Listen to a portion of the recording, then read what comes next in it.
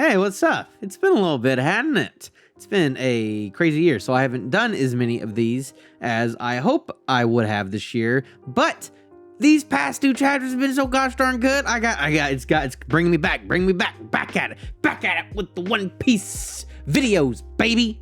All right, I know I missed a lot, so we're gonna do like a quick catch up on like a lot of the stuff that's been going on Egghead, but I really want to talk about the past two chapters that have been happening outside of Egghead, because like, holy moly, this is like crazy stuff that's going on right now. This is the most exciting that like One Piece has been in a while. This is more exciting than a lot of stuff going on in Wano, even like all of like the crazy stuff in Onigashima. You know, this is topping it. This is Egghead is already like one of my favorite arcs already, just with a lot of like these little things going on. A lot of it is outside of Egghead technically, but it's so good.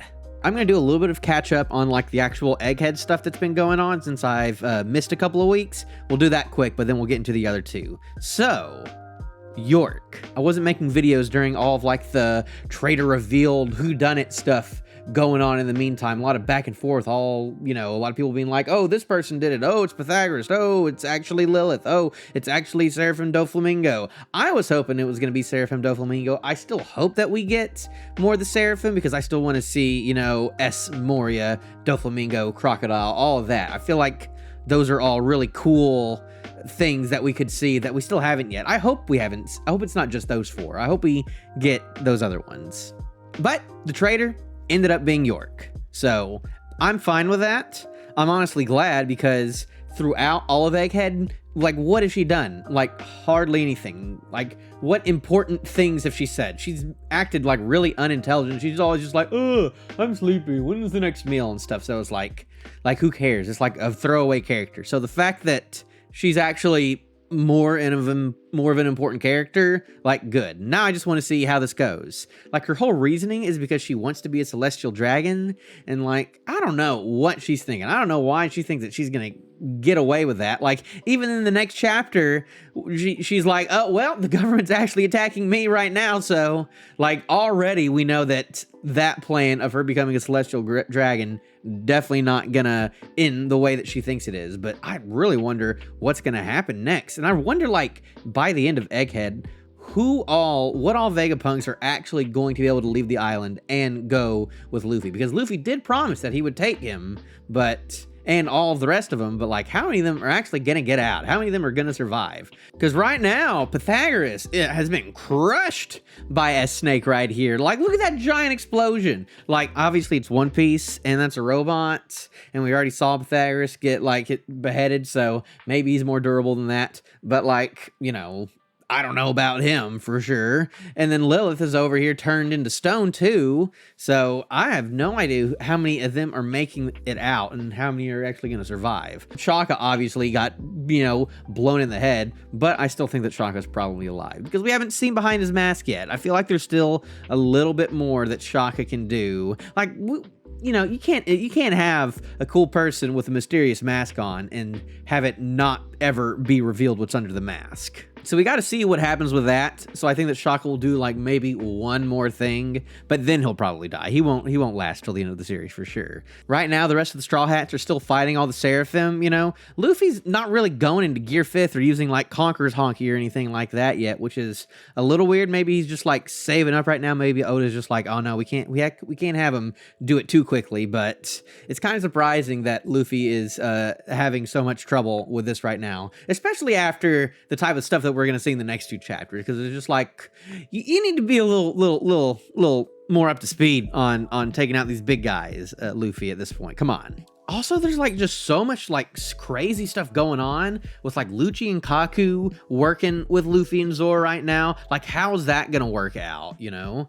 That can't be like, that's a very temporary alliance, but like, what is gonna happen to them, you know? How are Lucci and Kaku getting off this island, you know? Are they gonna do that? Are they gonna fight Luffy and Zoro like right after they're done with the Seraphim? Is that even going to be, the order of events going on? When are they going to turn back? Or are they just going to stay on the side and have to fight the rest of the people showing up? We do know that, one of the Gorosei, one of the elders is showing up, and like, what in the world is that going to mean? We know that he has the highest authority for the Seraphim, so he's probably going to end up taking over some of them for some reason, and I'm sure he's going to give some good exposition to someone. I don't know who. I don't know why he would give a bunch of exposition to like any of the Straw Hats. I guess it would be to just Vegapunk at this point, but I don't even know why. Like, I mean, obviously, like what's about to go down is going to be crazy. Like they've been alluding to it that like a big thing, like an Ohara level event is about to happen on Egghead. So that's that's like, what does that even mean? And it's like a day after, so like, is this going to be like a day after all this Seraphim stuff is going on? Or has all of this stuff that's been happening with Luffy fighting and everyone fighting on Egghead, is that just taking an entire day? And then whatever's happening on the next day is just going to be crazy. Because we know that's going to happen. We know that a Celestial Dragon is coming and 100 Navy ships are coming. And we also know that someone in the Blackbeard Pirates is coming, We know where a lot of them are right now. Obviously, like Shiryu and, a lot of those other people are still on full lead. And then Blackbeard and like Burgess and all of them, they were on Winter Island fighting Law, but that could be them already done with that and coming back. And there's like a couple other people that it could be. It could be Van Auger. Van Auger can be anywhere though. I doubt he, is on a ship by himself. He doesn't need it. Van Auger don't need a ship. It could be Kuzan though, because Kuzan's not. We don't know where Kuzan is right now, so it's a good chance that Kuzan is on that ship. So if he shows up, that's going to be crazy too. That means there will be 2 admirals on Egghead come soon. Maybe that'll be a fight. Kuzan versus Kizaru. Who had that on their bucket list? Maybe. I doubt it. We still don't know what's up with Kuzan. We kind of get like a glimpse of that in this latest chapter, but it's still like it can go any way. It can go any way right now. Also, real quick, the cover story straight up ended, We had that little flashback of them forming Mads, and then I guess Vegapunk makes some sort of like kind of peaceful weapon, turning guns into flowers, which we see come back this chapter, which is great. It's like, how is the anime going to handle this? Because they have stuff happening in the cover stories that like are almost immediately brought back up into the actual story, like almost immediately. How is this going to be conveyed in the anime is what I'm wondering. Like they're gonna have to do some weird stuff. Either that or a lot of anime onlys are just gonna have no idea what's going on. But yeah, Judge and Caesar now friends again. Pretty epic. I wonder how how are they gonna be intertwined in all of this, So are they just gonna go completely rogue now? Because both Judge and Caesar have tried to side with an emperor before. Both of them tried to side with Big Mom at some point in time, and that didn't work out well for either of them. So I can see them not trying to side with like any of the other new emperors going on right now, especially not like Luffy or nothing like that. Like maybe Blackbeard or maybe Cross Guild they could, do some team ups with, but like what are they gonna do for the rest of the story? I feel like right now with Egghead and Vegapunk and stuff, like this is the time for it to be relevant. I don't see either of these 2 characters being all that relevant in any other parts of the final saga or anything, so I really wonder how that's going to work out. But, cover story's over, with the Germa, which was like crazy how it started with them, being captured, the Germa, and then, them escaping in Katakuri, and then Caesar's there, and then it cuts over to, being captured by the Blackbeard pirates, and that immediately shows up, and then Vegapunk's in this, and Vegapunk wasn't even like introduced. His character design wasn't even introduced before this cover page started, and then he's like the focus of it for a good while in a flashback, which is also something that we've never gotten in a cover story, and now it's ended. Like, ooh, really good. Probably one of the better cover stories when it comes to outside lore. I'm not as excited seeing the other cover story now, just the little like non-canon request stuff. I don't really care about those that much. I really hope that we've got to get like one more cover story at least before the series ends. Probably a Wano one or an Impel Down one. That would be cool. Crossfield. I bet it's going to be like a Yamato one. That's my best assumption right now. That's my prediction, is that the next cover story is going to be about Yamato. Because we got a Jinbei one. You know, the last time, you know, someone was asked on the crew and then they said no, it was Jinbei. And then Jinbei had his own cover story. So I can see the next cover story being about Yamato on her adventures and whatnot in Wano. And then maybe something fun happens. Maybe she figures out something cool with the poneglyph. Just exactly the same as Jinbei. I have no idea. Enough of that, though. We gotta talk about my boy Shanks. We gotta catch up on all this Shanks stuff going on. Because this is... oh, like, I can't believe we're getting all this in this arc, you know? Like, this is like really the final saga, you know? We are not just stuck to one villain in one island right now that the gang has to take care of. It is really just like whenever it wants to, you know, there's no act breaks or intermissions or anything that we get this. We just get this whenever we get this, and that is awesome. We are finally seeing more of Shanks, and we are finally seeing more of Elbaf too, which is, it's so awesome. This is what I've been waiting for a super long time, is both of these. And we get them together, which is even better. Dory and Broggy are here. Apparently, they're friends with Shanks. I don't know if that was ever implied throughout any of the story in One Piece, but yeah, apparently they're old friends. I guess that the two of them figured out their fight. Obviously, they're both alive, so one of them didn't kill the other or nothing like that. So I don't know if they figured out their fight and they're like, okay, cool, now we're heading back now, or if it was because of Oimo and Kashi eventually finding them. But didn't they say, like, no, we're not gonna look for them anymore because we don't want to, you know, intervene with their fight right now? I think that was the case. So... but they're all back together. We see all four of the giants that we've interacted with together now, which is it's real nice. It's real nice. I'm really hoping that we get some good stuff with the giants, you know. They are just like big people who are probably just big and strong, you know. They don't have crazy, cool, wacky powers like a lot of people on other islands. But I know that we've been waiting a long time to see this, especially because, you know, we need some good Usopp stuff eventually. Eventually! We did find out in this recent chapter that Shanks' fleet, they kind of aren't that great, in all honesty. They're kind of a bunch of scrubs, not gonna lie. Like, I think that even Luffy's fleet is definitely better, you know? The Grand Fleet, better than these chuckleheads. It's kind of implied that they're weak just because Shanks is just doing all the hard work. Shanks and his, like, main crew are the ones doing all the crazy stuff, so the rest of his fleet are kind of just scrubs that are there for his protection. They kind of just get by because they're waving his flag. That's all they need. I'm personally fine with that because for the longest time, we didn't even know he had a fleet. A lot of us assumed that it was just him and his, like, crew of, like, 10 or so people. You know, it was just, you know, Ben Beckman and Lucky Roo and Rockstar and all of them, that main crew, and that those people were just about as strong as all of the other Emperor crews. It was like just them were just as strong as Whitebeard and Kaido and Big Mom's, like, crew, who have, like, you know, dozens and dozens and dozens of fleets and allies and stuff. So I don't mind that, you know. That's just hyping up Shanks, and that's hyping up all of his, you know, main people even more. So I'm totally cool with that. So in this quote-unquote, you know, fight, Kid starts off with his strongest attack, which, you know, it's kind of commendable because as we've seen, you know, the chapter before this with Luffy, everyone's like, just go into Gear 5th. Just use your Conqueror's Haki on the Seraphim. Why are you having trouble with all these? Just go right into it, you know? That's what that's happened a lot, though, in One Piece, where it's just like, Luffy, just use your strong attacks first, you know? But, you know, you got to build up fights, you know, it's got to have tension and stuff. And you go, you know, use your trump cards, you know, near the end. But Kid was just like, nah, I'm just going to do this straight up, which is, you know, commendable. We'll just call it commendable at the least.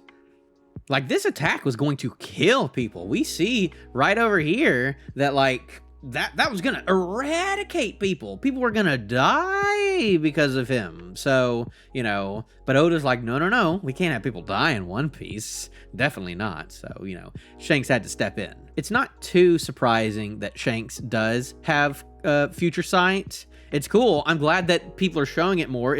He doesn't always show people using observation hockey. He kind of forgets about that sometimes on how to actually like portray someone using it in the story. So the fact that we actually see someone use it is just like, oh, it's cool. It's cool. It's cool that we actually like see like what the future would have been and the people being eradicated right there. But then Shanks is actually able to come and stop it. And we learn here that Shanks is fast. Shanks has speed. Have we seen anyone like faster, you know, with the hops like that than Shanks? Like he just bolts over there. He just like shave, you know, Kid's just like, what are you doing? And then right here we get divine departure with him, you know, conquers hockey everywhere, you know, same attack that Roger used against Odin back in the day. You know, when Roger used against Odin, was just pushed back a whole bunch and got hurt a lot, but he kind of got back up. Kid, not so much. He actually got completely one-shot by Shanks, which is absolutely insane to happen right now in One Piece. Shanks being this powerful and actually one-shotting Kid, I think it makes complete sense. I think that the surprising thing is that Oda actually did this. I think we all expected, you know, Oda to give Kid a little bit of leeway, you know, get maybe like a couple hits in or something. Maybe there'd be an actual clash or something, but Oda was just like, no, like this is what would happen. And this is what did happen if you go up against an emperor. Even if you have, you know, 3 billion berry bounty, which is, you know, too much for Kid and Law, by the way, you know, half of each of those should be cut and given to Luffy, in all honesty. Like, Luffy's way above all these other two schmucks. And it goes to show. It is really disappointing if you are a Kid fan, you know, to have this happen to him. I have no idea if this is actually the end of Kid or not. It's obviously not. But I just really wonder what's going to happen. How is he going to get up from this? You know, who is he going to fight? Who is he actually going to defeat after this, you know? Because he's never going to be on that level. At this point, like, he has been humbled. His ship is gone. It's just like, it's like, rest in peace, Kid, rest in peace. And Killer didn't even get to do nothing either, you know? He just got hit by the blast too, you know? We don't even get to see Killer fight no more. We don't even get to see that, which that part is probably more disappointing, you know? I was kind of expecting to have more cool stuff happen with Killer, but nah, both out. One hit, all it took. Like, it is sad that, you know, at the end of the day, Kid's whole purpose was just to help Shanks catch up with Luffy when it comes to having all of the poneglyphs. Because, like, honestly, who actually thought that either Law or Kid had a chance in finding the rest of the road poneglyphs and, you know, getting to Laugh Tale before Luffy? Like, no. But now that someone like Shanks and also someone like Blackbeard, who's probably going to have them after his fight with Law, now that those two people also have the same amount of poneglyphs as the Straw Hats, it actually feels like there's more tension in the race to the One Piece. Because now we have two very, very, very powerful crews who are really trying to get to the One Piece besides the Straw Hats. And, like, obviously he's going to be the one to get it, but at this point, like, it's going to be tough competition. But yeah, I feel like I still feel this is just like a taste, though, of what we're going to see when we actually get to Elbaf, you know? Just a taste of what's going to happen with Shanks, you know? This ain't the most powerful person that Shanks is going to fight by the end of the series. For sure. I still think that probably a Davy Back fight in Elbaf would be cool. We got to have one more Davy Back fight, and I feel like doing it with Shanks would be cool. Or it could be with Cross Guild. I still think that the Zoro Mihawk fight is going to be a Davy Back fight, and then like Luffy and Shanks are going to have like an eating contest or something. I think that would be a good subversion of expectations, personally. But who knows how all this is going to end up. But oh my goodness, what a crazy chapter. And then what's crazier is that he keeps the hype up the next chapter right after it. Like no more going back to Egghead after that. No, we're going somewhere completely different and getting something just as crazy the next week. On to chapter 1080, which is the last chapter that we got. I can't believe that the hype is just being continued. Like, obviously we're going away from Shanks. I don't think we're gonna get much more Shanks stuff for a little while. I think that was just like a little appetizer for it. But the stuff that's going on, we gotta see more of this for sure. So in this chapter, we get a lot more of the fruits that all of the Blackbeard pirates have. I think we've learned just about all of them at this point. We know that Blackbeard, his whole shtick was that he was going around looking for, you know, powerful devil fruits. So we just have to assume that all of these devil fruits are powerful. But, you know, it's interesting. Like, you know, there's some hits and misses in here. Like Shiryu, you know, how useful is being invisible going to be for a swordsman? Maybe. I guess he is like a slimy, sneaky guy, but I don't know. And then we have Pizarro, who has the island fruit. I feel like there's almost no difference between that and the fruit that Pika had, in all honesty. I guess he can just do more than stone. Like, he's doing a little bit of wood right now, but he's also just doing stone too, and I guess the actual ground, so it's a little weird. Then we got Vasco Shot, who I hate. He's like my least favorite design in all of One Piece. And he's like a glug liquor fruit type thing. That might be cool. I guess he would use like more fire stuff. He's like, oh, if I burn it down, there'll be nowhere left to run. So I guess he uses like alcohol to like burn stuff. But also, like, that's like a liquid fruit. What's up with that? I guess I don't even know if you can make alcohol out of seawater, so maybe it's not technically seawater, but if it can be used as like water, then that's OP for sure. But I guess that's the more creative one out of all of these, though. That's the one I'm kind of more excited to see, even though I don't like Vasco Shot at all. he's a very gross looking individual. And then we got San Juan Wolf, who was like, everyone's like, why is he so big? And it's just because he had the big fruit. Okay, like, okay then, sure, you're big. Like, do you get even bigger than that, or is this how big you get? Because, you know, Peak was bigger than that. Yeah, we have like 4 people. We have like 4 Straw Hats who can get big. Like, getting big ain't that special, you know? Robin can get big. Luffy can get big now. Chopper can get big now. Frankie can get in a big robot, you know? Becoming big and giant ain't that special at this point. So, on that. I like how with the stuff that we're getting with Kobe, that we're actually seeing him, like, even though he's a prisoner right now, he's still trying his best to make sure that the other prisoners and unsold slaves are able to escape. Like, he's like he's using himself as a decoy to keep him busy so the rest of the unsold slaves can run away, you know. And he's like, he's a saint. It's like, that's good stuff, because, you know, Kobe is supposed to represent like what a good Marine should be. So the fact that every single time we see him, he's still like actually saving people, he's being a hero, you know? So here we find out what Blackbeard's current plan is right now, that he straight up just tells to Kobe right here, which is weird. Both of these people are kind of telling each other information they probably don't need to know, in all honesty. But his plan is that he wants to make this island a nation that is government affiliated.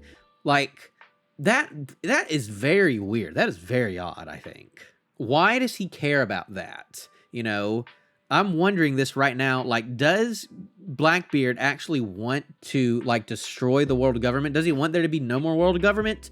Or does he want to be in charge of the world government at some point? Like, he doesn't want to, like, take away all the systems and stuff. He just wants to be the guy on top. He wants to be, you know, the next Emu at this point. Does he know about Emu? Is that why he wants to be government affiliated? So we can somehow get into a reverie or something like that? So we can make it to Mary Joie, to the Holy Land, and then because he knows something is up there, or someone is up there. Maybe that's his plan. That's all I can think of, but like, I have no idea. But just the idea of just being government affiliated, like, why? Why does that matter to you at this point? That's what I want to know. He's just like, oh, it ain't nice to piss on someone's dreams. So it's like, why is that your dream, though? You gotta think a little higher than that, you know? Like, who cares? None of the other emperors have government affiliated territory. Why does that matter? That just means that you gotta be taxed more. That's all it means. It just means that you have to pay like royalties. Why would you want to do that? It's like a lose-lose situation, sir. But I'm assuming that there's a plan. There's gotta be a plan, you know, so we'll see. We'll have to see for sure. But I doubt that he would even get that far, though, you know? He did, like, the same thing when he was trying to be a warlord. How he, you know, he, like, bargained his way into having a government position, and then he used that to get into a, you know, secret place, Impel Down. And then when he did that, he just went crazy and then got what he wanted from that. So I'm assuming that he's trying to do the exact same thing. But if he's trying to do the exact same thing, how do you think he's going to get away with it twice, you know? Especially if... when Shanks was talking to the Gorosei a while back about a certain pirate, a lot of people think that's Blackbeard. So if the Gorosei know that Blackbeard is definitely untrustworthy, then like there's no way. But Oda's got a plan. Blackbeard's got a plan. We're just gonna have to see. Y'all hear that?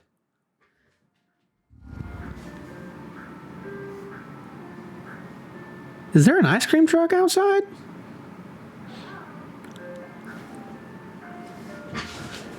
There's an ice cream truck outside! It's driving too fast. It's already gone. Dang, I missed out. So another thing that we get in this chapter is Kobe just like straight up saying, oh, I'm a member of Sword. So obviously Sword is not what we thought it was. I think most people assumed because of, you know, Drake, you know, secretly being Sword, that Sword was like a secret thing that like no one else in the Marines knew about Sword, you know, like it was a secret to like, you know, Akainu and all of that. But right now he's straight up blurting it out, and then Kusan's talking about it too. So that makes me think that, you know, Sword isn't as secret of an organization as we thought it was. It mainly just means that everyone like they can do what they want. They're just kind of rogue, but you know, if they do something crazy, the government can just like fire them and just cut them loose quickly. So that's all it really means. So I don't know. It's a lot different than what we thought Sword was for sure, you know, because we were all just like, go, why are you blurting that out? But apparently it's not a secret. The way that Kuzan, though, describes it, it sounds exactly like what Kuzan is doing right now, you know, being resigned and doing whatever they want, you know, and the Navy disavowing their actions if need be. That sounds exactly like what you're doing right now, Kuzan, and you're saying it right to Whitebeard's face, Blackbeard's face, I mean. So, like, I wonder, like, what the deal with Kuzan is, if this is all just, like, a ruse, if he isn't Sword, and this is all just, like, a trick to get closer to Blackbeard, and if it is, does Blackbeard also know that, or is Blackbeard, like, just totally, you know, just, like, oblivious of all this? I feel like Blackbeard is smarter than that at this point. I hope that he is, but... this is the word of the day, but we'll have to say. We also get in this chapter finding out that the way that Kobe escaped from prison is that Perona gave her the keys, you know, and was like, hey, if I let you out, you got to go free Moria, which I don't know why Perona didn't just go free Moria if she had the keys already. I don't know why that was like that. And we don't actually see Moria in this chapter, which is, you know, I think that we're going to have to see him by the end of this, like, little thing going on. Something's got to happen with him. I don't know what. A lot of people assume that Moria would just kind of side with Blackbeard at this point. Either that or Blackbeard would just kill him. But the fact that he's just in prison still right now is just like, okay, I guess he's going to show up somehow, some way in the story next. I don't see how important he's going to be in the long run. Maybe something with his fruit.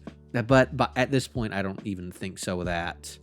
But we'll have to see. It's good to see Perona, though. We haven't seen Perona in, like, a while. Since, like, Reverie, I think. Or since the intermission, I think. So, in this chapter, Kobe's getting rescued by a bunch of Marines, by a bunch of Sword members. And I think this was a really cool chapter. And I think that there's a lot of cool people with cool powers.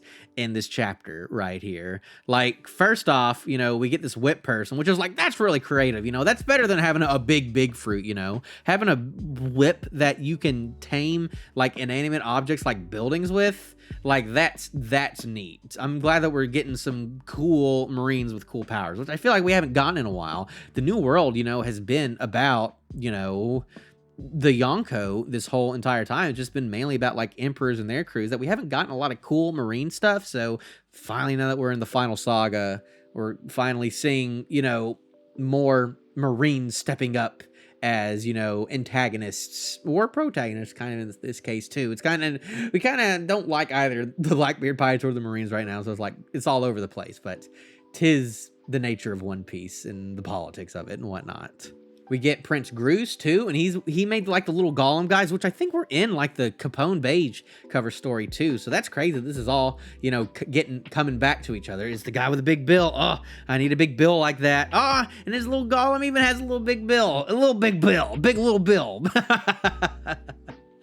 It's cool. Prince Groose is cool. I don't know how powerful. I mean, he's like obviously like a type of Logia, or maybe it's a Paramecia. Maybe it's a special Paramecia like Katakuri at this point. Practically, you know, whatever. Obviously, a lot of these guys, you know, they aren't going to last too long. Like, who's this guy going to fight? The Straw Hats? Probably not. Is he going to fight the Commanders? Maybe. I don't know. We're going to get to that, though, later. We also get Hibari here using the GP flowers that we saw in a cover story a couple weeks ago. Like, once again, we see something in the cover story, and like just a couple weeks later, it already comes back. You know, another like... what in the world are anime only is gonna think if they don't get the context of that cover story panel with this? But it's so cool. But I love it. I think this is super awesome the way that they're doing it. I don't really know how this works. Like if like the flat, like she shoots it at the guns, or if she shoots it at the bullets coming out or something, or if she has to shoot it for every single one, or if she just like shoots like a gas type thing that turns them all into flowers. I don't really understand how it works, but maybe I shouldn't. Just turn your brain off, Nate. Just turn your brain off. But it's cool like little way to do it. I like all these sword members though, you know. This chapter honestly reminds me of one of the chapters in one of the act intermissions when all of the revolutionaries were being introduced, and I think that this is way better. You know, a lot of people when that chapter came out, they're like, oh, like a steampunk cat and like the crow guy, and then the girl who just like Bello Betty, you know, with those weird designs and whatnot. You know, I don't know about that. You know, give me this stuff, you know, any day. You know, give me Kujaku before you give me Bello Betty. You know, I'll take Hibari over Koala. You know, 9 out of 10 times. You know, a girl with a gun wearing camo pants, at least half camo pants, with a thick accent. Like, ooh, that's good stuff. That's good stuff. And then we got Tashigi and Helmeppo over here with Garp too. I guess Tashigi's here, which is very interesting because like everyone's wondering, when is Smoker gonna show up? We haven't seen Smoker in forever. He's a fan favorite, you know. He's one of the OG Marines, you know, one who's actually sided with Luffy at this point, you know, a little bit. We know he's a good guy. Like, he's gotta be important to the story in one way or another. I don't think the next time we see him, he's gonna like betray the Marines or anything, but I feel like we gotta see him. They're obviously saving him for something important if they're not showing him here just yet. But Tashigi's here, which is interesting. You know, they're not usually apart from each other, so I don't know. But we see them blast off and like go into the sky like this, which I would like to believe that after the events of Enies Lobby, when Garp was trying to attack the Sunny, and then the Sunny, you know, Kuda bursts out and starts flying. I'd like to think that when he saw that, he was like, I can do this. You know, I don't know how they did it. I don't know if he, you know, did something to his ship. Doesn't look like it. I think he just punched back of it or just used his own power to make it fly up. But I like to think that he got that idea from the Thousand Sunny. And then, you know, the moment we've been waiting for, we see this Galaxy Fist, which is just like, ooh, it was just like, I gotta start making One Piece videos again now that we see this show up, because holy moly, this is nuts. We've been waiting, you know, forever for this, you know. we've been hearing, that, oh, Shanks is powerful. Oh, Garp, he's a pretty powerful guy, look at him. He's Luffy's, grandfather. He's got to be super strong and stuff like that. And we didn't get to see him do a lot of stuff in Marineford, obviously. He was going to punch Luffy, but then he held himself back, and he held himself back the entire time. But now we actually see him going all out right now, and it's like one of the craziest attacks that we've seen in all of One Piece. Like, it might be the most powerful attack that we've seen one individual do in the entire story. I'm trying to think of any more. Even the one with Shanks, last chapter, that looked pretty crazy, but this is even crazier. Even the clash between Roger and Whitebeard, like, that was, obviously nuts and whatnot, but this is huge. Throughout all of Wano, when we were first learning about Conqueror's Haki and Luffy and Kaido were using it against each other, it was just mainly them punching each other, but then, like, Kaido would get hit, even if it was like a foot or two before, he reaches it. And that's all we get. We just get like a couple feet. Even with like Big Mom in page 1, it's just like, you punch like a little close to it and then he gets knocked out. But this, he is far away. He's like all the way up in the air and whatnot. And he does that, and it's like an AoE, None of the Conqueror's Haki other stuff was like a big AoE like this. So, like, this is crazy. I'm trying to think of like the Ukoku Sovereignty that we got like last chapter. That's still one of the biggest like attacks that we've seen out of anyone. At least like when Kaido and Big Mom did it. When that happened, we were like, oh, this is the craziest attack that we've seen in One Piece. And I think this is even bigger. Like, I'm trying to think. Besides, like, what happened with Lugia, a couple chapters back, that Emu did.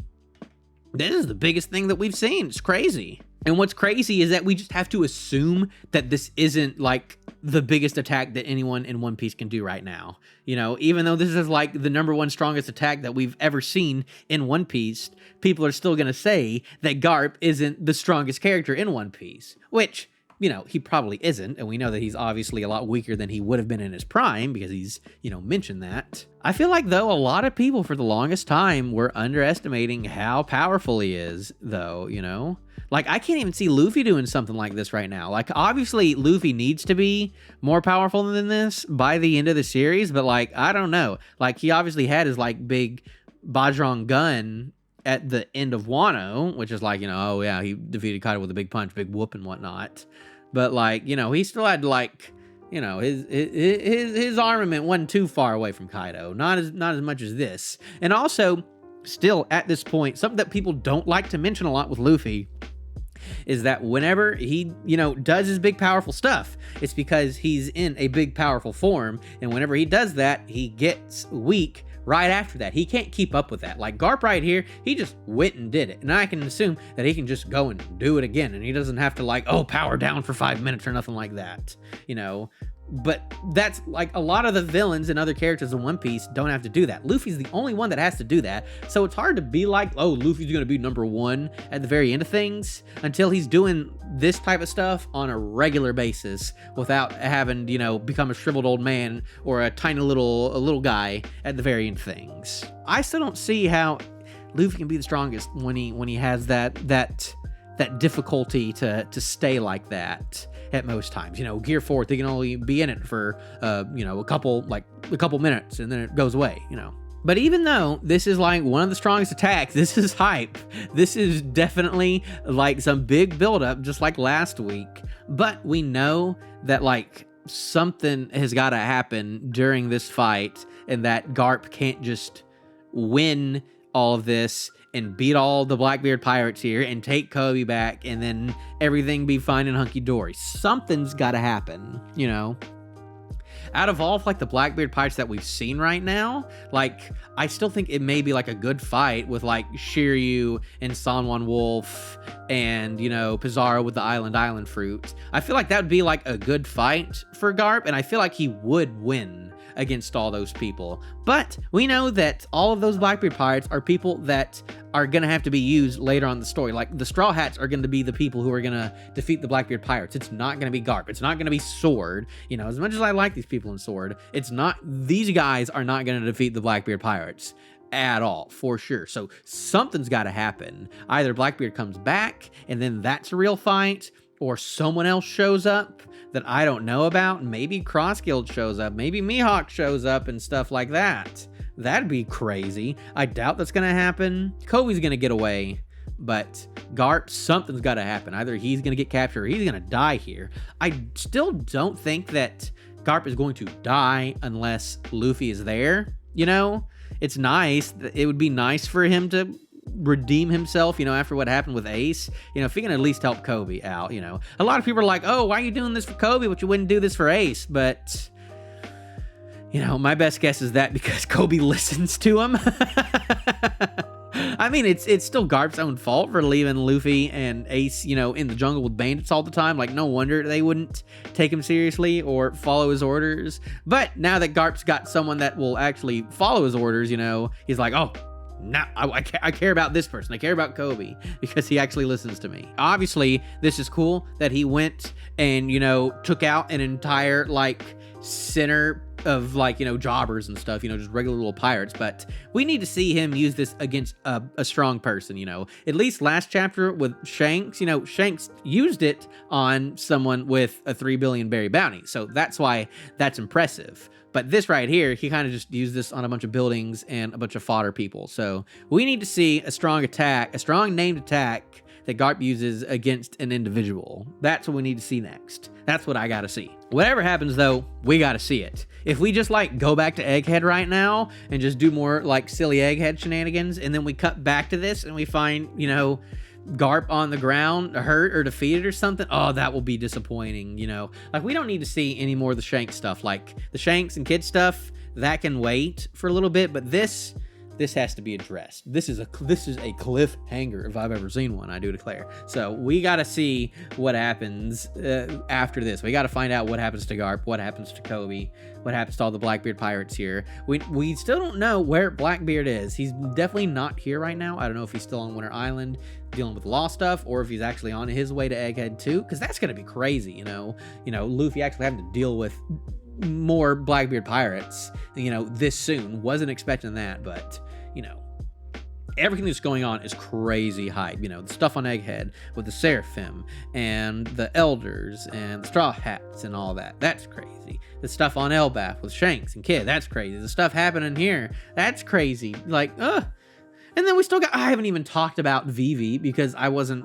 making a video about that chapter. We got Vivi back, you know. I'm glad she's all right. I still really want to know what happened to her at the Reverie. We still don't know, but she's with Big News and Morgans and Wapple right now. Didn't think Wapple would still be important to the story, but here we are. So, oh man, One Piece is really good right now. And I hope to keep doing more of these chapter reviews. I don't think I can promise every week going forward anymore like I was trying to do. I'm just kind of busy with life and crazy stuff, and I'm out of town a lot too. So it's kind of hard for me to do that, but I would still very much like to keep making these, especially when hype stuff like this comes out. So I probably won't do them every week anymore, but I'll try and do these and have like more like catch-up type things more now. So thank y'all for watching. This is gonna be a long one though, so if y'all actually watch this, you know, hopefully you didn't watch it and, you know, not read all these, because, you know, spoiler warning, by the way, but I appreciate it, and I'll keep trying to make more of these, but we'll have to see. But thank y'all very much. Y'all have a good one, I do declare.